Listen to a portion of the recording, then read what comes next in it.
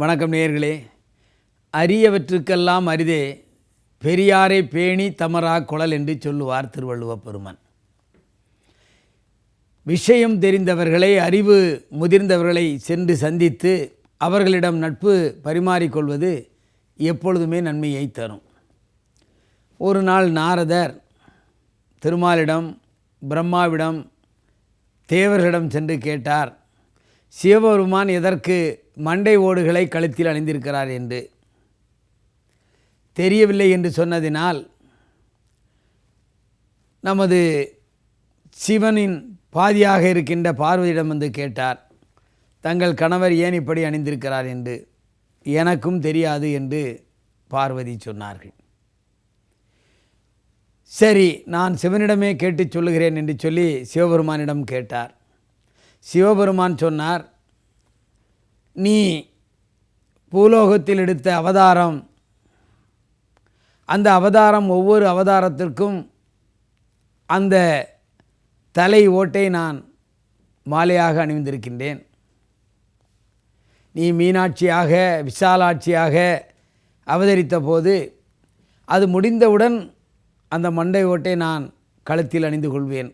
காரணம், அந்த மண்டை ஓடு பூமியில் பட்டால் இந்த பூமி தாங்காது என்ற காரணத்தினால் நானே அணிந்து கொண்டிருக்கின்றேன்.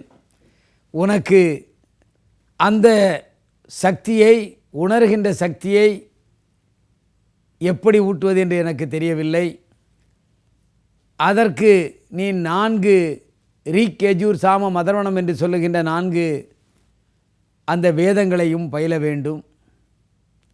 அந்த பயிர்ந்தால் சிவன் சாகா வரம் பெற்றவனாக, நீ இத்தனை பிறவிகள் எடுத்தாலும் உன் கணவனாகிய சிவன் சாகா வரம் பெற்றிருப்பதின் அர்த்தம் தெரியும் என்று சொல்லி சிவபெருமான் அங்கே பனிமலையிலே ஒரு அக்னி வளையத்தை ஏற்படுத்தி கொண்டு 4 வேதங்களையும் சொல்லி கொடுத்தார். தேவி சொல்ல சொல்ல என்று அங்கே குரல் கொடுத்து கொண்டிருந்தார். சற்று நேரத்தில் கண்ணயர்ந்து விட்டார். அந்த சிவன் உட்கார்ந்திருந்த பாறையின் பக்கத்திலே ஒரு கிளி முட்டை ஒன்று போட்டுவிட்டு பறந்து சென்று விட்டது. இந்த அக்னியின் அந்த சூட்டால் அந்த முட்டை வெடித்து வெளியே ஒரு கிளி எட்டி பார்த்தது. சிவபெருமான் சொன்ன அந்த உபனிஷத்துக்களையும் அந்த 4 ரிக், யஜூர், சாம, அதர்வணத்தின் தன்மைகளையும் அது என்று கேட்டுக்கொண்டே இருந்தது. கண்விழித்து பார்த்த சிவன் அங்கே பார்வதி தூங்கி கொண்டிருந்தார். நீ தூங்கிவிட்டாயே, பின்பு யார் நான் சொல்லுவதையெல்லாம் என்று கொட்டி கொண்டிருந்தது என்று கேட்டார். அப்பொழுதுதான் அந்த கிளி பறந்து சென்றது. அந்த கிளி பறந்து சென்று வியாசர் முனிவர் வீட்டின் அருகிலே பறந்து விழுந்தது.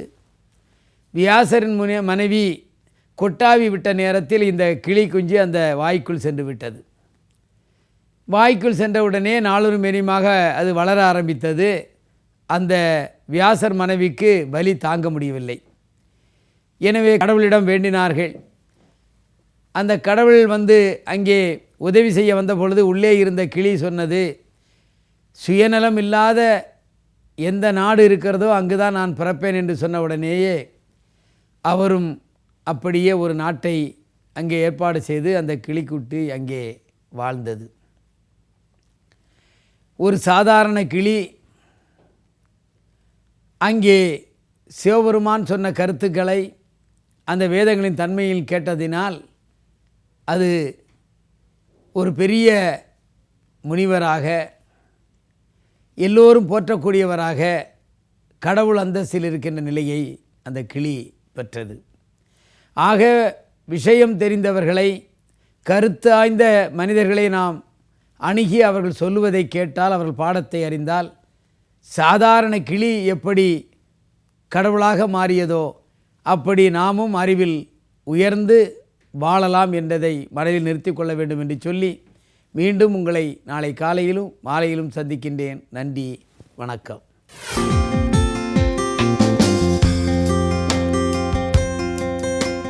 வெற்றி படிக்கட்டு புத்தகம் அனைத்து வசந்தன் கோ கிளைகளிலும் கிடைக்கும். ரூபாய் 150 மட்டுமே.